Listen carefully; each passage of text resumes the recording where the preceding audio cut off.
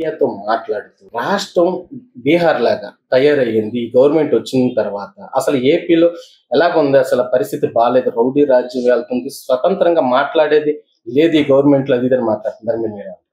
జగన్మోహన్ రెడ్డి మాట్లాడే మాటలో దయ్యాలు వేదాలు మళ్ళీ ఇచ్చినటువంటిది. ఎందుకంటే ఈ ఆంధ్రప్రదేశ్ అన్నపూర్ణ లాంటి ఆంధ్రప్రదేశ్ని బీహార్ చేసింది జగన్మోహన్ రెడ్డి. ఇప్పుడు మళ్ళీ ఆ బీహార్ని మళ్ళీ అన్నపూర్ణ లాంటి ఆంధ్రప్రదేశ్ చేయడానికి చంద్రబాబు నాయుడు గారు ఆర్ఎస్ఎస్లో కష్టపడుతున్నాడు. దీన్ని ఎలాగన్నా చేరగొట్టాలని పిల్ల సైకోలతో ఒక మీటింగ్ పెట్టుకొని ఒక గత వారం రోజులుగా రాష్ట్రంలో శాంతి భద్రతలకి విఘాతం కలిగించేలాగా ఆ పిల్ల సైకోలతో మాట్లాడిస్తూ నిన్న బీసీల గురించి మాట్లాడతా. బీసీల గురించి మాట్లాడే అర్హత జగన్మోహన్ రెడ్డికి ఎక్కడ ఉంది? నేను బీసీని, నేను మాచర్లలో నామినేషన్లో సక్రమంగా జరగట్లేదంటే ఏపీడానికి అక్కడికి వెళ్తే నా మీద తుర్గా కిషోర్ అనే వ్యక్తితో దాడి చేయించి చంపడానికి చూసి అతనికి నువ్వు మున్సిపల్ చైర్మన్ పదవి ఇచ్చావు అంటే ఏలంపాట రాజకీయం అనేది. చంపితే నువ్వు శాంతి భద్రతల గురించి మాట్లాడతావే. చంద్రయ్య అనే ఒక బీసీ వ్యక్తిని గొంతు మీద కత్తితో పెట్టుకొని వైసీపీ జిందాబాద్ అనమంటే అన్న నేను చంద్రబాబు నాయుడు జిందాబాద్, తెలుగుదేశం జిందాబాద్ అంటే విచక్షణ రహితంగా చంపేశారు. శాంతి భద్రతలకు విఘాతం కలిగించింది మీరే, మేము ఎలాగున్నాం ఇవాళ, మీరు ఎలాగున్నారు? మామిడి రైతులను పరామర్శించడానికి వెళ్ళడం అదా? మామిడికాయలు చూడడానికి వెళ్ళాలి, మామిడికాయలని సైజు ఎంత ఉన్నాయో చూడాలి, మామిడికాయలు రేటు అడగాలి. అదే మామిడికాయలు రోడ్డు మీద వేసి మామిడికాయలు తొక్కిడువా? అంటే సార్ ఇప్పుడు బీసీ మహిళని కించపరుస్తూ మాట్లాడుతున్నారు ఈ గవర్నమెంట్ అసలు అని జగన్మోహన్ రెడ్డి మాట్లాడుతున్నారు. దాని మీద బీసీ మహిళలు ఎక్కడ వాళ్ళు మా మీటింగ్ ఉన్నప్పుడు వాళ్ళే అటువైపు వచ్చారు. మీరు విజువల్స్ చూడండి. ఆ భర్త మా కార్యకర్తల మీద దాడికి దిగబోయాడు. ఇవన్నీ కూడా అదే నేను చెప్తున్నా. అసలు బీసీల గురించి మాట్లాడే అర్హత జగన్మోహన్ రెడ్డికి లేదు. అయోధ్య రామరెడ్డి బీసీయా?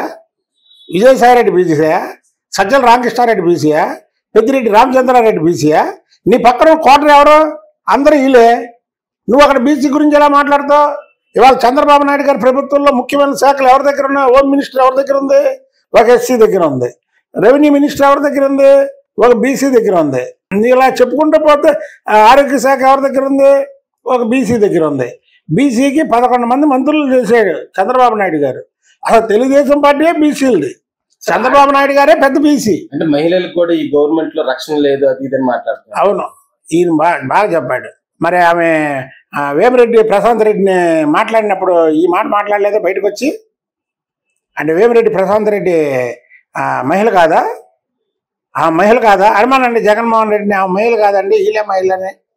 ఎంత అసభ్యకరంగా మాట్లాడారు. జగన్మోహన్ రెడ్డి ఫ్రస్ట్రేషన్లో ఉన్నాడు. వై నాట్ 175 అంటే వై నాట్ 11 అని ఇచ్చారు మధ్యలో 5 తీసి.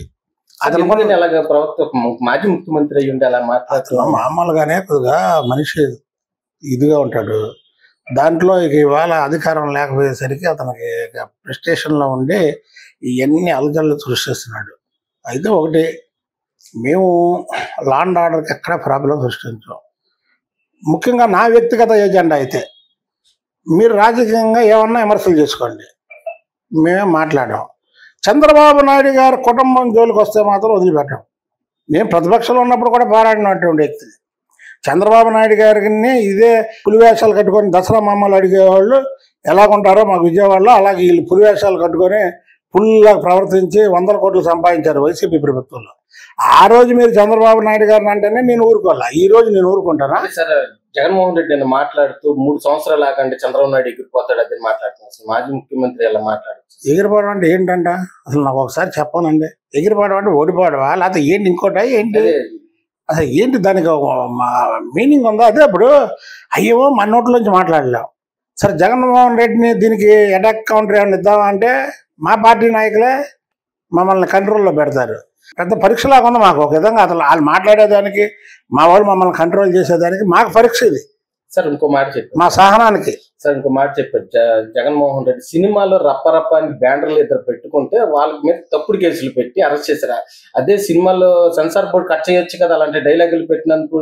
అంటే అది చెప్తేనే బ్యానర్లు పెడితేనే తప్పేముంది అది ఇదని అంటున్నాడు జగన్మోహన్ రెడ్డి.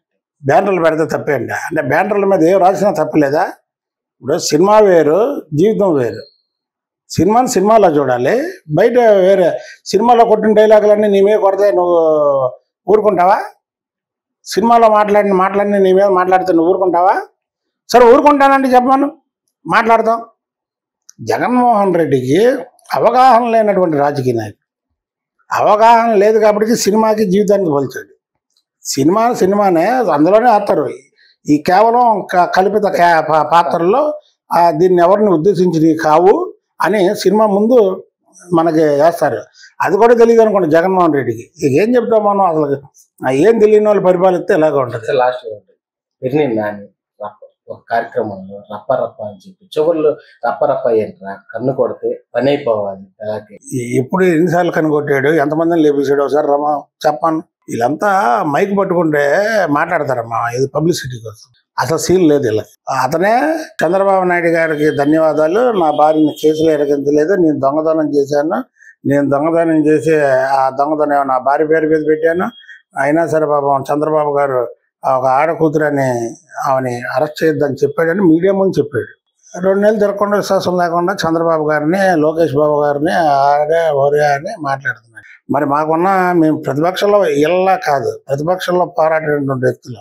మా పార్టీకి కొన్ని సిద్ధాంతాలు ఉన్నాయి. మా నాయకుడు కొద్దిగా మమ్మల్ని కట్టేస్తాడు, మా నాయకుడు సహనంగా ప్రవర్తించమని అంటాడు కాబట్టి మేము సహనంగా ఉంటున్నాం. ఈ సహనానికి ఎక్కువ పరీక్ష పెట్టారనుకో మేము కట్టలు తెంచుకున్న ఆగ్రహంతో మరి బయటికి రావాల్సి వస్తుంది. అప్పుడు ఎవరు దానికి బాధ్యత వహిస్తారో చూద్దాం.